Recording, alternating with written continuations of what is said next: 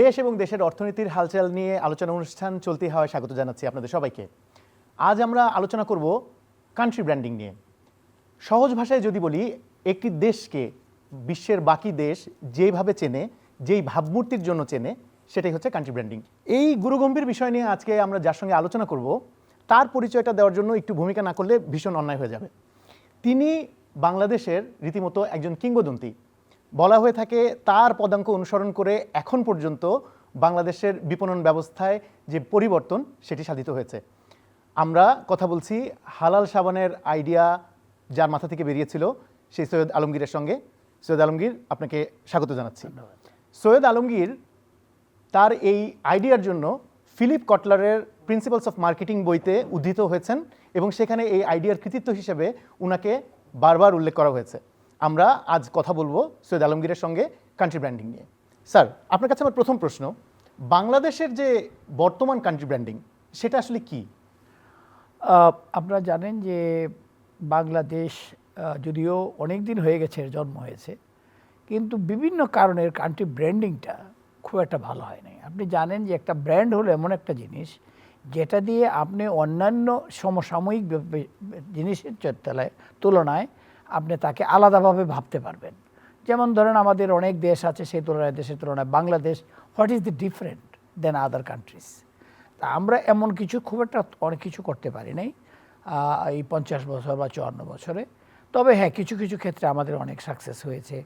আমাদের ইকোনমি কিন্তু অনেক বেড়েছে। আপনি দেখেন, আমরা যখন ওয়ার অফ লিবারেশন হয়েছে তখন মাত্র কয়েক কোটি লোক ছিল, তাতেই আমাদের কিন্তু খাদ্যের অভাব ছিল।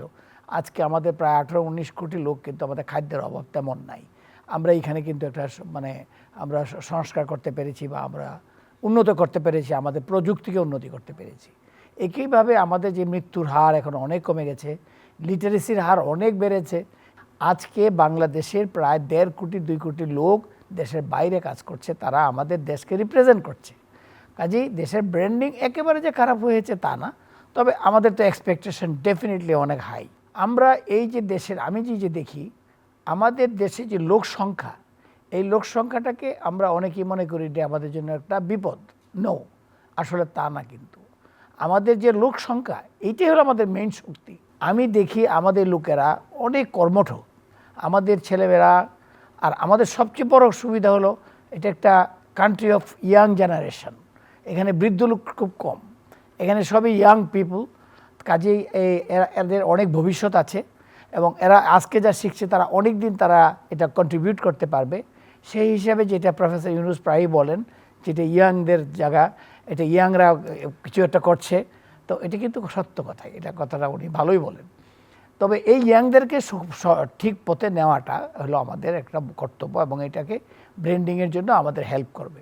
আর একটা কথা বলি আপনাকে, আমি নিজে চেক করে দেখেছি, বিকজ আমি তো সারা বিশ্বের অনেক দেশে যাই, বিভিন্ন কারণে বিভিন্ন জায়গায় বক্তৃতা দিতে যাই, বিভিন্ন জায়গায় ব্যবসায়িক কারণে যাই।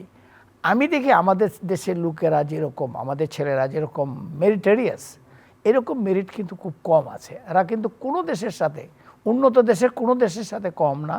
এবং আশেপাশে দেশের, যেগুলো আমি নাম বললাম না, তাদের সম্মান রক্ষার্থে যে তাদের চাইতে কিন্তু আমরা অনেক বুদ্ধিমান। আমাদের ছেলেরা কথা বললেই বুঝে, কিন্তু তারা হয়তো সুযোগটা পায় নাই। যে সবচেয়ে সুযোগ পায় না রাজনীতিক কারণে, আর অন্য কোনো কারণ নাই। রাজনীতিক কারণে, কারণ যারা যারা এখানে আমাদের দেশকে গাইড করেছে, সুদীর্ঘ কাল যাবৎ গাইড করেছে, তারা কিন্তু সুন্দরভাবে গাইড করে নাই। গত 15 বছর বা 17 বছরে যেটা সবচেয়ে লস হয়েছে, আমরা অনেক কিছুতেই লস হয়েছি। আমরা আর্থিক দিক দিয়ে আমাদের খুবই খারাপ অবস্থা হয়েছে, কিন্তু সবচেয়ে খারাপ হয়েছে শিক্ষার দিক দিয়ে। একবার এইটা পড়াচ্ছে, একবার কারিকুলামে এইটা আনতেছে, আরেকবার ওইটা আনতেছে। কেন আনতেছে, কী জন্য আনতেছে, তার কিন্তু কোনো চেষ্টা করে। অথচ শিক্ষাই কিন্তু জাতির মেরুদণ্ড, আমরা সবসময় জানি, এবং এই শিক্ষার মাধ্যমে কিন্তু আমাদের ভবিষ্যৎটাকে গড়ে উঠবে। এই জায়গাটাতে খুবই একটা খারাপ অবস্থা হয়েছে। এই জন্য ব্র্যান্ডিংটা এতটা ভালো হয়নি। আরও ব্র্যান্ডিং ভালো হয়েছে আমাদের খেলাধুলার জন্য, ভালো হয়েছে, এটা স্বীকার করতে হবে। ক্রিকেট আমাদেরকে চিনাই দিছে, এখন আর কেউ বলে না বাংলাদেশ কোথায়, এটা কি ভারতের পার্ট, এটাকে জিজ্ঞেস করে না, আমাদেরকে কিন্তু বাংলাদেশ বলে চিনে। ইয়েস, কারণ বাংলাদেশ বেশ কিছু করে অনেক সময় তারা খুব ভালো ভালো রেজাল্ট করে দেখিয়েছে। এই যে ব্র্যান্ডিং যে একদম হয়নি তা না। যদি আমরা হিসেব করি, সস্তা শ্রম, দুর্যোগ, প্রাকৃতিক মানব সৃষ্ট, কিংবা রাজনৈতিক অস্থিরতা, হ্যাঁ। এই ব্র্যান্ডিং গুলো তো স্যার আমাদের কপালে জুটেছে। জুটেছে। এইটা থেকে বের হওয়ার উপায়টা কি? মানে আমরা আসলে এখন যদি ভাবি যে বাংলাদেশকে নতুন একটা আস্থার জায়গা তৈরি করতে হবে সারা বিশ্বের কাছে, আমরা আসলে কি করব? আমাদের দেশের নেতৃত্বের কিন্তু খুবই একটা অভাব। আজকে যিনি নেতৃত্ব দিচ্ছেন উনি ঠিক আছেন, উনি কিন্তু খুব ভালো একজন নেতা, এবং ওনার কথা কেউ কিন্তু এখন পর্যন্ত বলে না। ইভেন আমার পার্টি যে বিএনপি কখনো কিন্তু বলে না যে ডক্টর ইউনূস একজন উপযুক্ত লোক না, উপযুক্ত লোক, কিন্তু উনি একা কিছু করতে পারবেন না। It has to be a setting. তাই বলছি না যে ওনার উপদেশটা সব খারাপ, না, এটাও না। এটা কি জানেন, এটা তো একটা কান্ট্রির সেটিং আছে। এইভাবে যেমন ধরেন একজন প্রধানমন্ত্রী থাকবে, তার একজন প্রেসিডেন্ট থাকবে, তার একটা স্পিকার থাকবে, একটা পার্লামেন্ট থাকবে, সেখানে পার্লামেন্ট মেম্বাররা থাকবে, 4 থেকে 50-60 জন মন্ত্রী থাকবে, এক একজন মন্ত্রী এক একটা মন্ত্রণালয় থাকবে। তারা প্রত্যেকে যদি ভালোভাবে কাজ করে, আমরা খারাপ রেফারেন্সটা না দিই, যদি ভালো করে কাজ করে, তাহলে কিন্তু তারা অনেক কন্ট্রিবিউশন রাখে। এবং আজকে যে দেখেন এই সরকারের মধ্যে সবচেয়ে যে অসুবিধাটা হচ্ছে law and order. Number 1 problem is law and order, number 2 is অর্থনীতিটাকে কন্ট্রোল করতে পারতেছে না। ল অ্যান্ড অর্ডার পারছে না কেন? এইখান থেকে কি করে আপনি আমার বাড়ি কেন্দুয়াতে, নেত্রকোনা ডিস্ট্রিক্টের, ওইটা আপনি কেমনে কন্ট্রোল করবেন? ওইখানে যদি আজকে এমপি থাকে, একজন এমপি থাকে, পার্লামেন্ট মেম্বার থাকে, একজন উপজেলা চেয়ারম্যান থাকে, সে কিন্তু এটা কন্ট্রোল করবে। আজকে ইউএনও সাহেব কন্ট্রোল করতে যাচ্ছে, তাকে কেউ মানতে চায় না। তারপরে আপনার ওসি সাহেবকে তো মানেই না, কারণ পুলিশ তো একেবারে বিপর্যস্ত অবস্থায় আছে। তো এই অবস্থার জন্যই কিন্তু আমাদের একটা লিডারশিপ দরকার। এই জন্যই কিন্তু আমরা বারবার বলছি যে গণতন্ত্র তাড়াতাড়ি আসা দরকার, নির্বাচন তাড়াতাড়ি আসা দরকার। কারণ কি জানেন, আপনি নিজে লক্ষ্য করে দেখেন, কোনো জায়গায় একনায়কতন্ত্র করে কিন্তু অনেক জায়গায় ভালো করেছে, এবং সে নায়কও খুব ভালো ছিল, কিন্তু অনেক দিন সেটা পারে না। যে বিএনপির যে আজকে যতটুকু আপনি দেখেন, এর কিন্তু most popularity came from Zia Rahman, and also some of them from Begum Khaleda Zia. এটা নিয়েই তো আমাদের কিন্তু শক্তি এটা। তো কাজেই আমার মনে হয় যে এই আপনি যেটা বললেন যে কী করলে এটা হয়, এর জন্য কিন্তু একটা নেতৃত্ব ভালো লাগবে, এবং সেই নেতার আশেপাশে যারা থাকবে, বা মেম্বার অফ দ্য পার্লামেন্টস অথবা member of the ministerial council, they also have to be very very good. Like Zia Rahman সাহেবের সবাই বলে উনার মিনিস্ট্রি ছিল গোল্ডেন মিনিস্ট্রি। প্রফেসর ইব্রাহিমের মতো লোক স্বাস্থ্যমন্ত্রী, প্রফেসর শামসুল হকের মতো লোক কি বলে পররাষ্ট্রমন্ত্রী। এরকম ধরনের লোকজন দিয়ে, শিক্ষিত লোক দিয়ে, এবং যারা জিনিসটা বুঝে, যে জায়গায় যে সেটিং, এটা তো শিক্ষিত লোকের ব্যাপার। পার্লামেন্ট এবং আপনার এই মন্ত্রী পরিষদ, এগুলো কিন্তু শিক্ষিত লোকের দরকার। কাজে আমার মনে হয় এটা করলে ব্র্যান্ডিংটা বেটার হবে। স্যার, আমরা তো অনেক ক্ষেত্রে দেখি যে নেগেটিভ ব্র্যান্ডিং থেকে পজিটিভ একটা রেজাল্ট আসে। বাংলাদেশের ক্ষেত্রে যেমন গত 1 দশকের কথা যদি বলি, অনেক নেগেটিভ ব্র্যান্ডিং তো হয়েছে। এখন এইটাকে আমরা বদলাবো কিভাবে? এইটাকে আমরা কিভাবে মানে 180 ডিগ্রি অ্যাঙ্গেলে ঘুরিয়ে ফেলতে পারি? আপনি তো কর্পোরেটে অসংখ্যবার এই জাদু দেখিয়েছেন, আমরা কি এরকম কিছু এক্সপেক্ট করতে পারি যে কি করা যেতে পারে? দেখেন, আমি বলি যেটা হচ্ছে যে আমরা যে আমি একটা পার্টি বিলং করি। আমি বিএনপি চেয়ারপারসন উপদেষ্টা, আপনি জানেন। কিন্তু আমার যেটা বলার কথা, যে আজকে যে জিয়াউর রহমান তারেক রহমান সাহেব যেভাবে দেশটাকে পরিচালনা করার অনেক কথা কিন্তু বলতেছেন, যেটা আপনিও শুনতেছেন, আমিও শুনতেছি। তার মধ্যে একটা 31 দফা উনি একটা দিয়েছেন। আমরা কিন্তু সাধারণত কোনোভাবে ঠাট্টা হিসেবে নেই, 19 দফা দিয়েছে, 31 দফা দিয়েছে, 6 দফা দিয়েছে, 32 দফা। No, he is very serious on that. He has asked us to preach this among all people. আমাদের গ্রামে গঞ্জে আমরা নিজেরা কিন্তু আমি তো নিজে যে গ্রামে যাই, যে এই 31 দফার প্রত্যেককে বুঝাই, 31 দফার কাগজ আবার প্রিন্ট করে ওটা ওইখানে দিই। তো এই 31 দফার মাধ্যমে যে আমাদের ব্যাড ব্র্যান্ডিংটা হয়েছে, আজকে যদি বিএনপি ক্ষমতায় আসে এবং সত্যিকার অর্থে, এবং যেটা বারবার তারেক রহমান সাহেব বলছেন যে আমি এটাকে ইমপ্লিমেন্ট করব। দেখেন, এখন বলতে পারেন যে ইমপ্লিমেন্ট না করে, এটা কিন্তু ইমপ্লিমেন্ট না করার একটাই result, next time you will not be able to come. কারণ আপনি যদি এখন শেখ হাসিনার মতো জোর করে থাকতে চান, বা বিভিন্ন পলিসি করে থাকতে চান, that days are over, and BNP has never done it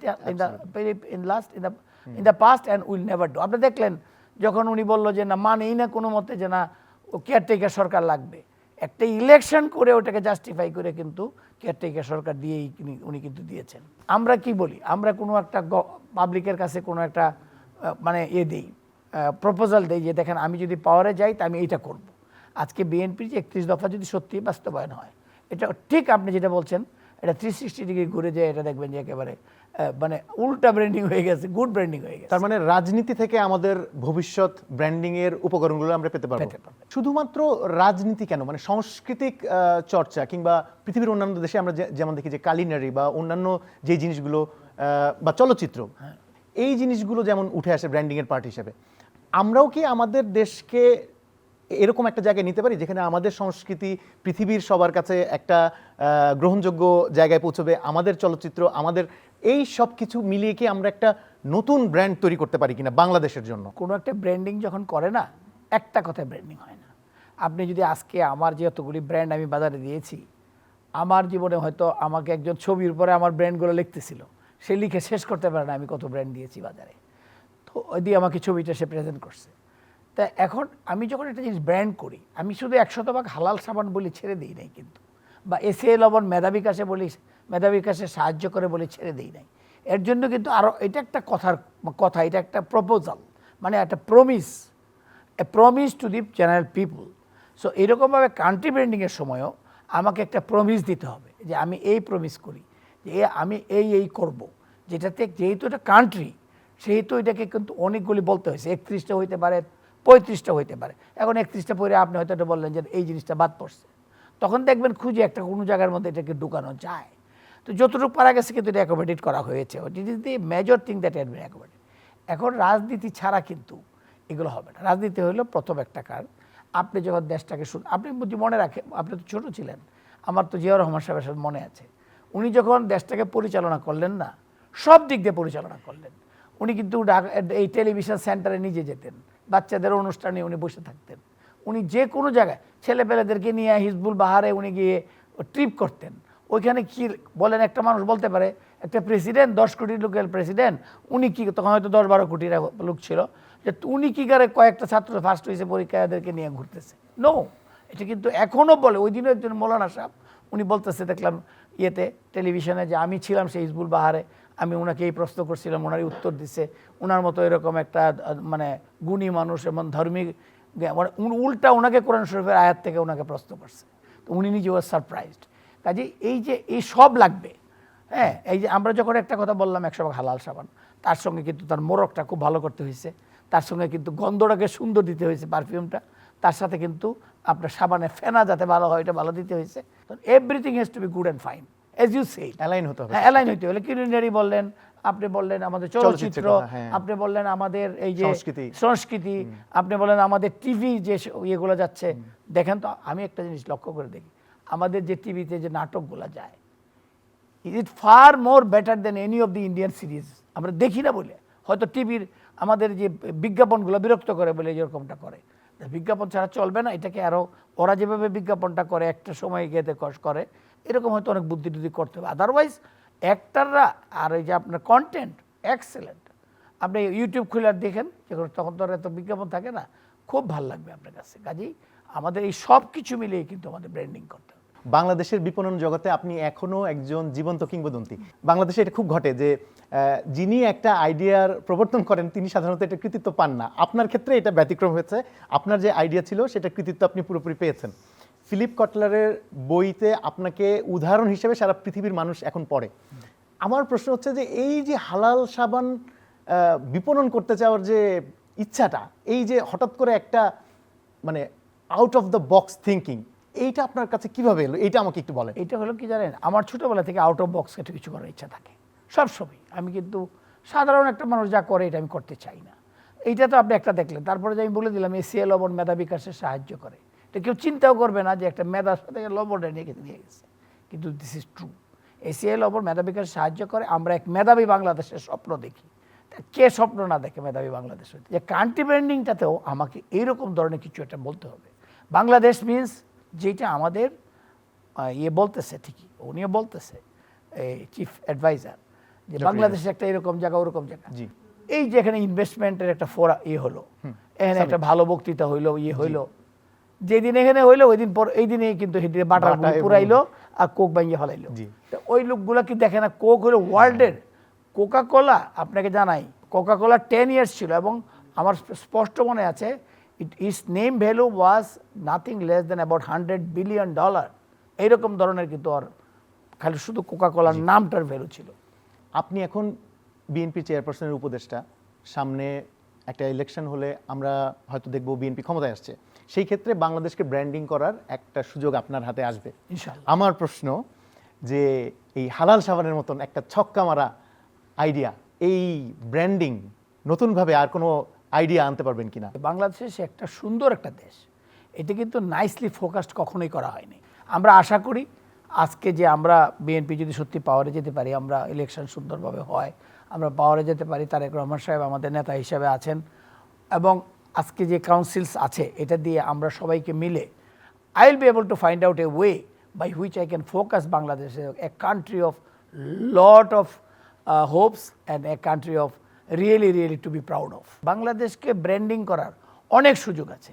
গত বছরে আমাদের যে আজকে যে রিপোর্ট বেরিয়েছে ওয়ার্ল্ড ব্যাংকের থেকে, যে এটাতে দেখা যাচ্ছে বাংলাদেশে যে আমাদের যে একদম দরিদ্র যে তাদের সংখ্যা আগে ছিল 7.7, এবারের বছর যে পরিস্থিতি দেখা যাচ্ছে এইটা 9.3-তে হয়ে যাবে। অর্থাৎ 1,58,00,000 লোক দারিদ্র সীমার নিচে থাকবে। দারিদ্র সীমা মানে তো আপনি জানেন, ওয়ার্ল্ডে বলে $2.15 যারা কামায় নিচে, কিন্তু আমাদের বাংলাদেশ আরও লিস্ট দিছে 3,822 টাকা কামাইতে পারেন এবং খরচ করতে পারেন, তিনি কিন্তু দারিদ্র সীমার উপরে। কিন্তু এইটাও নাই, 1,59,00,000 লোক, 30 লক্ষ লোক যোগ হবে। জাতীয় দারিদ্র আছে এখন 20, এটা হয়ে যাবে 22.9, এবং সেটার সংখ্যা হলো 3,80,00,000 লোকের মতো। Not for any other reason but for starting this works we need to have election. কারণ দেশে যদি একটা নির্বাচিত সরকার না থাকে, এই যে আমরা যে এত ইনভেস্টমেন্টের জন্য এত খরচ করলাম, এত ইন্টারকন্টিনেন্টাল হোটেল করলাম, বিরাট বক্তৃতা দিলাম, দিনের শেষে কিন্তু খুব বেশি একটা রেজাল্ট পাওয়া যায় নাই। যে 3টা কোম্পানির নাম বলতে পারে না, এই 3টা কোম্পানি এখানে ইনভেস্ট করবে, বলছে 3,100 কোটি টাকা ইনভেস্টমেন্ট হবে, বাট কারা? আরে ভাই, ইনভেস্টমেন্ট যে হবে 3-4টে কারণ তো আছে, ইনভেস্টমেন্ট হবে না। 1 নম্বর কারণ হইলো যে দেশের কোনো গণতান্ত্রিক সরকার নাই। পরবর্তী গণতান্ত্রিক সরকার এসে বলবে যে না, তুমি যে নিয়মে আসছিল ওই নিয়ম আমি মানি না, এখন তোমাকে আমি রিপেট্রেশন করতে দিব না, প্রফিট রিপেট্রেশন করতে দিব না। কে জানে কে না, ওরা তো বুঝে আপনি টাকা এক জায়গায় ইনভেস্ট করেন, আপনি শিওর হয়ে নেবেন না। দ্বিতীয়ত হলো এখানে আইন শৃঙ্খলা পরিস্থিতি সে দেখতেছে, আর তৃতীয়ত হলো ইনফ্রাস্ট্রাকচার কোথায়, ইনফ্রাস্ট্রাকচার কোথায়? খালি বলেন, কিন্তু আপনি তো বলেন না যে এরকম হবে, কেন হবে, কিভাবে হবে, ওটা কিন্তু নাই। যে আপনি যেহেতু প্রাইভেট সেক্টর থেকে এসেছেন এবং প্রাইভেট সেক্টর অনেক বড় একটা অংশই আপনার চেনা জানা এবং আপনি দীর্ঘদিন কাজ করেছেন, সরকারের কথা আমরা বলছি, রাজনীতির কথা বলছি, কিন্তু প্রাইভেট সেক্টর কি এই বাংলাদেশের আস্থার ভাবমূর্তিটা তৈরি করার ক্ষেত্রে ভূমিকা রাখতে পারে? আমরা কি ভাবতাম ইউনিলিভারের মতো কোম্পানি ছাড়া ওয়ার্ল্ড ওয়াইড চলে না। আমি এসে বললাম 100 হালাল সাবান, ওইটা তো 6 মাস বন্ধ ছিল ফ্যাক্টরি। কয়েকদিন আগে ওয়ার্ল্ড হালাল সামিট হয়ে গেল ইস্তাম্বুলে, পুরো মার্কেট ব্যবস্থাই চেঞ্জ হয়ে গেছে। ইয়েস, এই এট দিস মোমেন্ট কিসে হালাল, ফুডে হালাল, ফান্ডে হালাল, টাকা পয়সা, আপনার পোশাকে হালাল, গায়ের সেন্ট পর্যন্ত, হ্যাঁ গায়ের পারফিউমটা পর্যন্ত হালাল। এই মিলে আপনি সবই জানেন প্রায় এখন পর্যন্ত $5 ট্রিলিয়ন এখন পর্যন্ত হালালের মার্কেট হোল ওয়ার্ল্ডে। It will become $30 trillion. তারপরে দেখেন আপনার খাদ্য, কে হালাল খাদ্য খেতে না চায়? জাপানের মতো জায়গায় আমি সেদিন গেলাম, হালাল নন হালাল, হালাল নন হালাল ফুড সব ক্লাসিফাই করে দিয়েছে। তো জাপান তো এইসব মানেও না কোনো কিছু, এত ধর্মই মানে টানো না। আজকে দেখেন আপনি হালাল চেম্বার হয়েছে এই ম্যাকডোনাল্ডে, ম্যাকডোনাল্ড একটা আমেরিকান কোম্পানি, তো সব জায়গায় হালাল কর্নার হয়েছে। তো এই জন্যই মানুষের একটা প্রপোজিশন যখন আমরা দিব, আল্লাহ দিলে এই প্রপোজিশন এমনি, এটা ফিলিপ কটলার সাহেব তার বইয়ে লিখে ফেলাইছে না, সে চিন্তা ভাবনা করে লাগছে যে it will flourish and it will stay. আমি থাকবো না, কিন্তু এটা কিন্তু থাকবে। তো এই জন্যই বলছি যে আমাদের প্রাইভেট সেক্টরের অনেক অবদান আছে। এটা আজকে মালয়েশিয়ার এখানে মালয়েশিয়ান হাই কমিশনার সেদিন একটা অনুষ্ঠানে আমাকে বললো যে this came from Bangladesh, halal world came from Bangladesh and alien from Bangladesh mister Alamgir had introduced it. এটা কম গর্বের ব্যাপার না, এটা আমরা প্রাইভেট সেক্টর থেকেই করেছি। এই যে প্রাইভেট সেক্টর বিজ্ঞাপনগুলো দেয়, টেলিভিশনে দেয় বা সোশ্যাল মিডিয়াতে দেয়, কিংবা আমরা অন্যান্য যে ট্রেডিশনাল মিডিয়াগুলো দেখি সেখানে যে বিজ্ঞাপনগুলো দেয়, এই বিজ্ঞাপনগুলো বাংলাদেশের ব্র্যান্ডিং কেন্দ্রিক হতে পারে কিনা, আপনার এই ক্ষেত্রে পরামর্শটা কি? হ্যাঁ, হতে পারে। আপনার বাংলা এই যে বিজ্ঞাপনগুলো যে করে, এটা বাংলা, এই যে যেমন ধরেন আমি যেগুলো বিজ্ঞাপনগুলো করেছি, আমি কিন্তু সবসময় বাংলাদেশকে মনে রেখেই করেছি। It has gone beyond Bangladesh, country বাইরে চলে গেছে, কিন্তু প্রাইমারিলি কিন্তু বাংলাদেশের জনগণের দিকে লক্ষ্য করে, বাংলাদেশের দিকে লক্ষ্য করে কিন্তু আমি করেছি। আপনারা জানেন যে এইসব ব্র্যান্ডিংয়ের কারণে ইভেন চ্যানেল আই এবং ব্র্যান্ড ফোরাম কিন্তু আমাকে তারা 1999-এ আমাকে তারা বেস্ট মার্কেটিং সুপারস্টার হিসাবে ভূষিত করেছে। And then a cash award of 25 lakhs and a big function in hotel Westin, এবং তখনকার শিল্পমন্ত্রী এবং অন্যরা যে আমাকে সেই ক্রাউন দিয়েছে। আমি আলহামদুলিল্লাহ, আপনি যেটা বললেন যে অনেকে করে তার পায় না, আমি কিছু হলেও পেয়েছি। তো এটা কান্ট্রি ব্র্যান্ডিংয়ের জন্য অনেক লোক, বিদেশি লোকরা ওটা দেখেছে। স্যার, যদি কান্ট্রি ব্র্যান্ডিং নিয়ে কোনো প্রশ্ন আপনাকে না করা হয়, আপনি আপনার নিজের জ্ঞান, নিজের অভিজ্ঞতা থেকে কি বলবেন? আমি বলবো যে বাংলাদেশ একটা অনেক সুন্দর দেশ, এখানকার লোকজন অনেক ভালো, অনেক আতিথ্যপরায়ণ এবং তারা অনেক কর্মঠ। আমি বলবো বাংলাদেশে কান্ট্রি ব্র্যান্ডিং করা খুব একটা কঠিন ব্যাপার হবে না। আমরা এই ব্র্যান্ডিংটা আমাদেরকে শুরু হতে, টপ থেকে আমাদের আসতে হবে। আমি এদিক দিয়ে ভালো ব্র্যান্ডিং করব আর ওদিক দিয়ে গিয়ে ভাঙচুর করবে, এটা কোনো ব্র্যান্ডিং হলো না। আমার এই সবগুলি সিঙ্ক্রোনাইজড ওয়েতে ব্র্যান্ডিং করতে হবে। প্রথমত আমাদের দেশের লোকজন যারা আছে তাদেরকে সম্মানিত করতে হবে, তাদেরকে সম্মানিত অবস্থায় রাখতে হবে, তাদেরকে নার্স করতে হবে, তাদেরকে বড় করতে হবে, নার্চার করে তাদেরকে এই যে বাইরে পাঠিয়ে দিচ্ছি আমরা, এইভাবে না পাঠিয়ে ওদেরকে সুন্দরভাবে পাঠাবো। আমরা আর কারো টয়লেট পরিষ্কার করার জন্য যাব না, আমরা যাবো ওগুলো সুপারভাইজ করার জন্য বা বড় চাকরি করার জন্য। আর আমাদের কান্ট্রি ব্র্যান্ডিংগুলো করার জন্য আমি জনগণের কাছে আমার অনুরোধ, আপনারা অনেক কিছু ছোটোখাটো জিনিসগুলো করেন না। আপনারা কিছু হলে রাস্তায় নেমে যাচ্ছেন, আপনারা কিছু হলে ভাঙচুর করতেছেন, এইটা কিন্তু কান্ট্রি ব্র্যান্ডিংয়ের জন্য অনেক খারাপ। আরেকটা কথা বলে রাখি, কান্ট্রি ব্র্যান্ডিং যদি খারাপ থাকে আপনি কখনো সুখী হতে পারবেন না। বি ইউ ইন বাংলাদেশ আর বি ইউ অ্যাব্রড, আপনি বলবেন যে ওই আপনার কান্ট্রি, যে কান্ট্রিতে কথায় কথায় জানাম হাজব্যান্ড অ্যান্ড ওয়াইফ ঝগড়া করেও রাস্তায় নেমে পড়ে যে আমরা ঝগড়া করছি, কিছু কথায় কথায় আপনার রাস্তাঘাট ব্লক করেন, এগুলো করেন না, এগুলো আপনারা ছাড়েন। যে কোনো সরকারি আসুক, ওয়েট করেন। আমি বলবো কান্ট্রি ব্র্যান্ডিংয়ের জন্য আপনারা ওয়েট করেন। দেশে একটা নির্বাচন হবে, সরকার আসবে, ভালো সরকার আসবে, এবং এটা আপনারা নিজেরা সুন্দরভাবে ইলেকশন দিয়ে করে আপনারাই কিন্তু আপনাদের নির্বাচনে আপনাদের প্রার্থীকে ভোট দিতে পারবেন। That is for sure. Election will be very free and fair. Then you give it. আপনি ভার্ডিক্টটা ভালো লোকের জন্য দেন, আপনি ভার্ডিক্টটা ভালো লোকের জন্য দেন, যাতে করে ভালো লোক আসে এবং তা ভালো লোকই শুধু ভালো কাজ করতে পারে, মন্দ লোক কখনো ভালো কাজ করতে পারে না। আমি আমাদের দেশের উজ্জ্বল ভবিষ্যৎ দেখি এবং আমি সবসময় মনে করি যে আমাদের দেশের দেখেন ইকোনমি কিন্তু স্টার্টই হয়নি এখনও। আমাদের জিডিপি এখন কত কম, আমাদের জিডিপি টোটাল জিডিপি কত কম এবং গ্রোথও তো কত কম। এখানে গ্রোথ হওয়ার অনেক সুযোগ আছে। যে ছেলে পরীক্ষায় খারাপ করছে সে সবচেয়ে খারাপ না, তারই বরঞ্চ পরীক্ষায় ফার্স্ট হওয়ার সুযোগ আছে। যে ছেলে পরীক্ষায় ফার্স্ট হয়েছে ওর সুযোগ নাই, কিন্তু আমরা বাংলাদেশ তত ভালো করতে পারি নাই, কিন্তু আমাদেরই সুযোগ বেশি আছে।